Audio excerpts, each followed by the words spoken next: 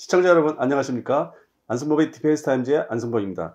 오늘은 제 주제가 최근에 이제 방사청 방추위에서 F-15K 우리 공군의 주력 전투기 중에 하나인 F-15K를 업그레이드한다고 공식 결정을 했습니다. 그 동안에 이제 뭐 하겠다고 이제 방향을 설정한 건 있는데 이거는 이제 구체적으로 예산 배정되는 거, 그다음에 연도 이거는 확실하게 발표를 했습니다. 그래서 오늘은 그 내용을 가지고 좀 관련된 역사라든지 우리나라에 도입된 역사 이런 부분을 좀 살펴보겠습니다. 일단 저 F-15 하면은 115대 빵 이게 유명하죠. 오래됐죠, 근데 역사적으로. 물론 뭐 대부분 이스라엘이긴 한데 그래서 아주 저 최고의 전투기다라고 하는데 일단 F-15 각 형식 그다음에 발전 과정을 간단히 좀 살펴보시죠. 간단히 살펴보시죠. 자, 일단 F-15는 A, B, C, D형. 그래서 AB형이 짝이고, 그죠? 단자 복잡. CD형이 짝인데, 맞습니다. 요건 이제 제공 전투기입니다. 그래서 공중전밖에 못한다. 이렇게 돼 있고. 근데 이게 워낙 또 강력한 비행기긴 하지만, 이게 이제 좋은 비행기인데도 대지 공격을 못하니까 좀 아쉽다. 그래가지고 요거를 이제 대지 공격력을 왕창 추가한 것이 F-15E 스트라이크 이글. 그죠? 그래서 그 미공군이 저 해외로 수출한 거는 일본, 그다음에 사우디, 맞습니다. 그다음에 이스라엘 이렇게 돼 있고, 그 다음은 전부 다 2형. 그 이후의 얘기죠, 나중에. 그래서 2형을 다 수출을 했는데 우리나라도 F-15E를 도입을 한 거죠, 사실상. 맞습니다. 그래서 한국 그 두 문자를 붙여서 F-15K다 이렇게 돼 있는데, 코리아 버전, 한국 버전. 이게 벌써 FX 사업이라고 해서 20년 전이에요. 실제로 이제 도입 올해가 이제 19년이고 내년 되면은 2025년이 되면은 20주년이 돼요. 그러니까 도입하기 시작한. 그러니까 1호기, 2호기 이런 식으로 들어오기 시작한 게.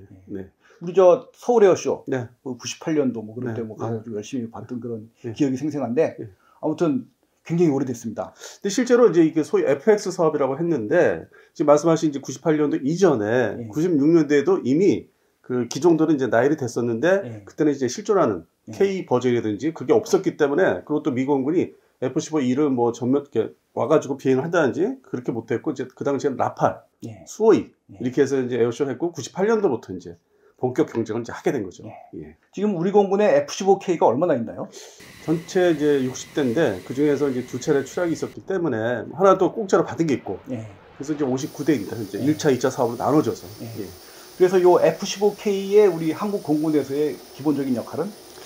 아무래도 이제 스텔스 전투기가 제공권을 장악한 상태에서 그 다음에 들어가서 이제 폭탄 트럭, 소위 그 자신. 나머지 이제 그 잔존 세력도 있지 않습니까? 뭐 지정 미사일 사이트도 있을 거고, 그래도 살아남는 거, 그걸 완전히 초토화시키는 거죠. 그래서 그런 이제 공군 주력기 중에 하나라고 이제 설명을 드렸던 게 이제 그런 면이죠. 첫 번째 들어가는 거지. F-35가 이제 먼저 다 제압해서 장악한 다음에 나머지들. 그래서 같이 이제 뭐 믹스가 돼서 운영을 해야 되는 앞으로도. 이게 우리 저 FX 사업할 때도 그때 왜 라팔, 수호이 뭐 이런 거 유로파이터 그때 바로 나온 비행기였잖아요. F-15는 저 76년인가요? 처음 나온 게? 실전 그 전화훈련 비행대대 배치부터 이제 따지면은. 그래가지고 뭐 언론에서 그때도 한물간 전투기 이런 얘기를 굉장히 많이 했고. 그 옛날에요? 그때도 그런 얘기 했죠. 그리고 그다음에 이제 요즘 그 돌아가는 거 보면은 스텔스가 아니면 이거 비행기도 아니야, 사실. 뭐 그렇게 하죠. 사람들이 스텔스가 아니면 비행기도 아닌데. 그래서 이게 저 미국에서는 이제 지금도 계속 운용하고 앞으로도 할 건데, 그래서 미국에서의 일단 그 F-15 이글의 진화, 이걸 좀 간단히 좀 설명을 해주시면 좋을 것 같아요. 일단 이제 말씀 중에서 첫 번째 언급을 해야 되는 게 그 최초의 F-15 CD. 현재는 이제 AB형은 안 쓰니까 사용 안 하니까 CD형이 이제 막바지 왔습니다. 이게 이제 노후화됐을 뿐만 아니라 기골도 그렇고 이제 전장비도 시대에 뒤떨어지고, 그리고 이제 상대적으로 뭐 중국과 러시아의 전투기가 많이 이제 재래식 전투기가 진화를 했기 때문에 4.5세대로. 그래서 그걸 상당히 좀 어려워서 F-15C&D 이거는 2026년대에 다 전면 사라집니다. 없었죠. 지금도 뭐 상당수가 좀 줄어들어가지고 가까운 대한민국에서 가까운 이제 오키나와의 주둔하고 있는 주일 미공군에서는 이미 최근에 11월 달 기준으로 다 뺐어요. 차근차근 뭐 10대 아니면 4대 이런 식으로. 그러니까 본토로 보내서 뭐 사막 저장소로 이제 뭐 가는 또 최종적으로. 그래서 뭐 사실상 이 동북아시아에서는 이제 일본 항공자위대 빼고는 어떤 주요 미공군은 이제 15CD를 사용 안 합니다. 그래서 거의 이제 막바지에 왔고, 두 번째 이제 말씀하신 스트라이크 이글 F-15E 이는 이제 한 10여 년 전부터 그 레이더 역시 A사 레이더 그거를 이제 중심으로 개량을 해서 지금 뭐 열심히 다 사용하고 있어요. 물론 이제 추락할 기체들이 있긴 하지만 그래서 대략적으로 200여 대라고 표현을 하는데 이것도 또 최근에 그러니까 2024년 그러니까 전반기 이제 미 의회에서 이거를 뭐 아니면 미 공군에서 좀 줄여야 되겠다. 그러한 돈 남는 돈을 가지고 스텔스를 더 사야 되겠다 했는데 최종 결론 하반기에는 그냥 더 퇴역하지 말고 더 사용하자. 그리고 이제 다른 데서 뭐 퇴역을 시켜서 돈을 좀 보존을 하자. 그걸 만들어내자. 그래서 이제 뭐 200여 대가 계속 사용하는 걸로 앞으로도 뭐 2030년 초반도 뭐 변동 없이 그렇게 정리돼서 주력기로 이제 더불어서 그러다 보니까 이 앞에서 이게 말씀드린 F-15CD가 퇴역하면서 미 본토 방공 전투기를 또 운영하는 게 있어요 부대가. 근데 그거는 또 이제 뭐 대체할 기종이 뭐 F-16 하기 좀 마땅치가 않은 것도 있어서 뭐 일부 대대는 그래서 F-15EX가 탄생을 하는 거죠. 근데 이 F-15EX의 이름을 보시면은 그냥 뭐 단자기로 생각하면 F-15CX를 해야 되는데 이게 복자기를 선택한 거죠. 스트라이그를 이제 하나의 근간으로 해서 그걸 개량을 했기 때문에 이 X 거의 이제 끝이다. 더 이상 개량 안 한다. X라는 거는 ABCD로 따지면은. 그리고 이제 한 말씀 더 드리면은 이 미국의 개량 기호가 어느 순간부터 복합 기호로 나타나더라고요. 그래서 하여튼 두 가지를 이렇게 같이 붙이면서 물론 이제 F-16도 CJ 이런 식으로 이제 아시잖아요. 그렇게 복합적인 언젠가부터 한 10년 전부터 F-16 이렇게 두 가지 이름으로 이제 붙였는데 F-15EX도 그렇게 된 거고. 그래서 이제 향후 이제 2030년대 뭐 초반 중반 가면은 그 스트라 이글 기존의 개량형 스트라 이글 버전하고 EX가 이제 계속 사용하는 걸로. 그러니까 미군도 아주 주구장창 쓴다는 거잖아요, 그죠? 그리고 이제 아까 앞에서 이제 강조하셨던 그 이글 전투기, 제공 전투기가 정말 천만 다행히도 그 동안에 이제 무적의 신화를 다 유지를 했잖아요. 그래서 그게 만약에 뭐 양안 사태에서 만약에 이제 전에 몇 년 전에 일어났다면은 오키나와에 F-15CD가 투입될 뻔한 건데 조용히 아주 명예롭게 퇴역할 수 있는 26년대 그리고 패로 은퇴. 난 그게 제일 아주 기분이 좋더라고요. 그래서 그러면서는 이제 뭐 몇 년, 한 2년 정도 남은 것 같아요. 그것도 뭐 90여 대 이하라고 하더라고요. 올 연말, 그러니까 12월인데 뭐 내년 이제 한 기간 1년 내내 한 90여 대 이하로만 이제 보존하고 나머지는 다 사막 저장소로 보내고 그런 상황입니다. 그래서 저기 우리나라도 이제 그 업그레이드를 생각을 하는데 이게 얘기 나온 지가 꽤 오래됐다 그러죠? 제가 디펜스 타임즈에서 우리 신성규 편집장이 다루기 시작한 게 제 기호로는 2016년부터 이제 글로 다루기 시작한 게 해야 된다. 언제 하느냐 했다가 이제 이번에 그 2차죠. F-15 이제 우리 K를 업그레이드 한다고 이제 이 방추위가 뭐 단계적으로 얘기를 똑같이 해요. 처음에는 이제 기본 개념을 얘기하고 개량을 하겠습니다. 근데 벌써 그걸 예전에 했었고 발표를 이번에는 구체적으로 얼마의 돈을 가지고 어떤 장비를 사겠다. 이제 그거를 이번에 이제 발표를 했었죠. 방추위에서.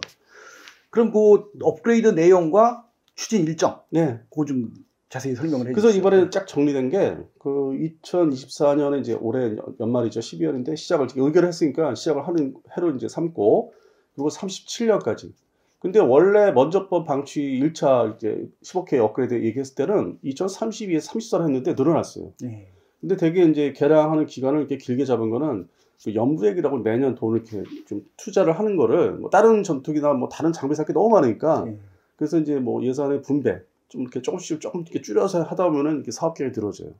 그러니까 이걸 수행하는 데 있어서 뭐 우리 정비청에서 한다 치면은 뭐 그 능력이나 아니면 그 해당되는 전자장비를 받는 게 좀 늦어진다기보다는 우리가 돈을 이제 매년 좀 길게 깔고 하는 거죠. 그래서 37년 이번에 늘어났고 그다음에 전체 이제 예산은 그동안 잘못 알려진 게 미국의 FMS 제도화에 이제 그걸 오해를 많이 하셨는데 그렇게 뭐 어마무시한 뭐 그 이상 뭐 7조 뭐 이런 건 아니고 이번에 발표한 거는 4조 5,600억 원. 좀 어느 정도는 그래도 좀 이 정도면 상식적인 거고.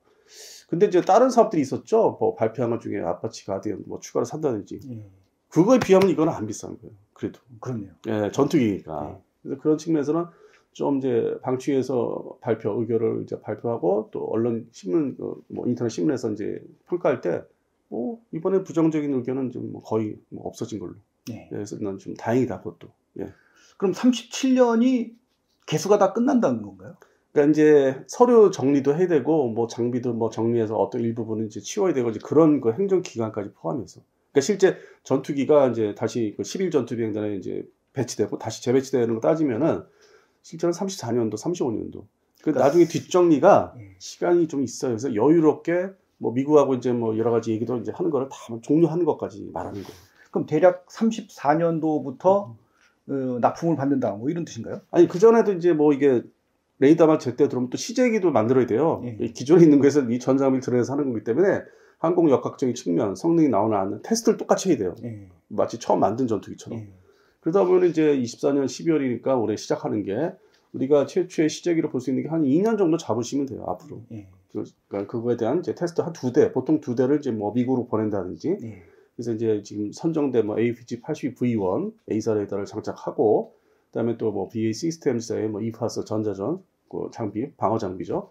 이걸 다 장착해서 이제 테스트 비행을 하면은 제가 생각할 때는 뭐 이게 우리 11전투 비행단에 실제 다시 돌아오기 시작하는 게 한 대, 두 대 이런 식으로 한 28년부터 하니까 싶어요. 28년. 예, 그러니까 넉넉히 잡아서. 예. 그래도 한 4, 5년 걸리네요. 그렇죠. 한 뭐 대략 한 3, 4년, 4, 5년 이렇게 보긴 해야 돼요. 유동적인 건 중간에 있어요. 뭐 테스트 기간이 좀 뭐 늘어난다든지 뭐 좀 문제가 있으면, 에러가 있으면 바로 잡아야 되기 때문에 그런 측면에서는 여유롭게 시간을 갖는 거고, 이번에 이제 전체 사업 수행 기간이 늘어난 것도 그런 면이 뭐 없지 않아 있습니다. 예.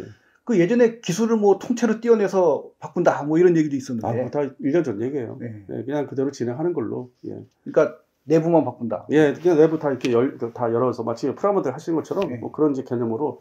뭐 엔진은 이번에 이제 포함 안 됐기 때문에, 그리고 이제 전체 기골에 있어서 지금 그 EX는 이제 어떤 게 특징이냐면은 그 소위 전자 이렇게 조종 그 시스템이 플라바이 와이 뭐 이런 와이어 뭐 그런 개념으로 들어갔기 때문에 좀 달라요. 그러니까 이 전투기가 이 조종관 통해서 반응하는 게 훨씬 다르다고 하는데, 우리나라는 이제 그것까지 손을 안 대는 걸로.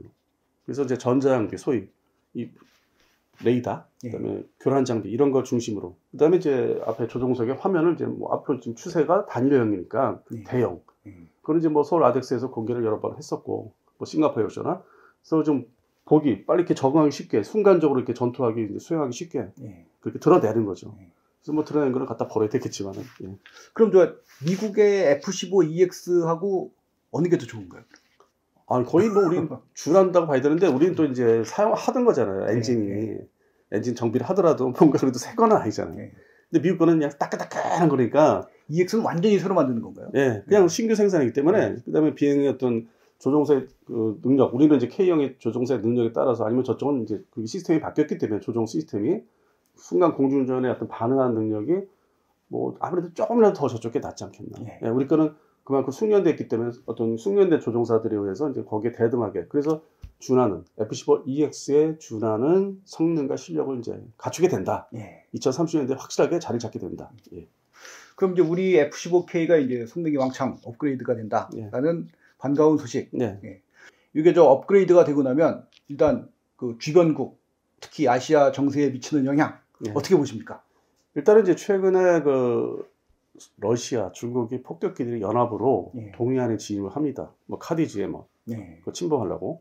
그러다 보니까 그 몇 년 전에도 계속 그런 일이 있었는데, 어떤 그 뉴스가 들어왔냐면은 상대 측에서, 거기도 이제 언론사에서, 야, 저 15K가 올라왔는데 저거 이제 노후화됐다. 그런 레이더가 지금 A사 장착하는 시대인데 저 기계식 레이더 아니냐. 그 뭐 2005년부터 우리가 F-15K를 도입했는데, 그때부터 한 10여 년간은 아주 뭐 그냥 대단한 전투기로 이제 인식을 해서 15K가 들어오면은 야, 일단 나가자 뭐 이제 이런 게 이제 반응이 있었는데, 지금은 그 애게 뭐 왜냐면 또 더욱이 러시아 쪽에서 Su-35를 대동하고 들어오니까. 저희는 블라디보스톡 근처에 있는 이제 항공연대, 뭐 비행 전투연대에서. 그러다 보니까 이제 좀 전보다는 우습게 보는. 한번 저거 붙으면은 뭐 절대 지지 않아 뭐 이런 식으로 이제 자만하는. 그리고 이제 중국의 폭격기가 또 들어오고. 합류해서 연합으로 하니까 세력을 이제 세를 과시하는 거죠. 그러다 보니까 우리는 뭔가 좀 찝찝한 거야, 옛날에 비해서. 그러니까 이 소위 우리 그 K 전투기도 뭔가 좀 내부로 다 드러내서 좀 미리 발견하고, 뭐 미리 뭐 전자전 교란도 좀 이렇게 해볼 수 있는, 평상시라지만 서로 이렇게 막 주고받고 미사일을 안 쏘더라도 그런 측면에서는 효과가 이제 앞으로 이제 나타나기 시작하는데, 뭐 아쉬운 거는 이제 그 전에 한 3, 4년 또 이게 사업 수행하는 기간이 있기 때문에, 그때는 좀 운영비가 좀 많이 나가는 35A가 좀 나가서 으름장을 놔야 되지 않을까. 이제 그런 측면이 없지 않아 있습니다. 자, 이상 오늘은 F-15K 업그레이드 살펴봤는데요. 우리 저 다음 시간에 뭐 할까요? 지금 방금 전에 거의 끝부분에 이제 주변국 폭격기 뭐 이렇게 들어와서 훈련하는, 연합훈련하는 걸 말씀드렸지 않습니까? 그렇기 때문에 주변국, 소위 뭐 중국과 러시아의 뭐 전투기 전력에 대응해서 이 대한민국, 그다음에 주위 미군국이나 뭐 이 해군의 해병대, 항공단이죠. 항공대. 그리고 이제 뭐 2번 항공자위대. 이쪽에 어떤 그 전투기 전력이 어떻게 현대화되는지 그 부분이 좀 저는 좀 설명드리고 싶습니다. 예. 네, 오늘 방송은 여기까지 하겠습니다. 다음 시간에 찾아뵙겠습니다. 감사합니다.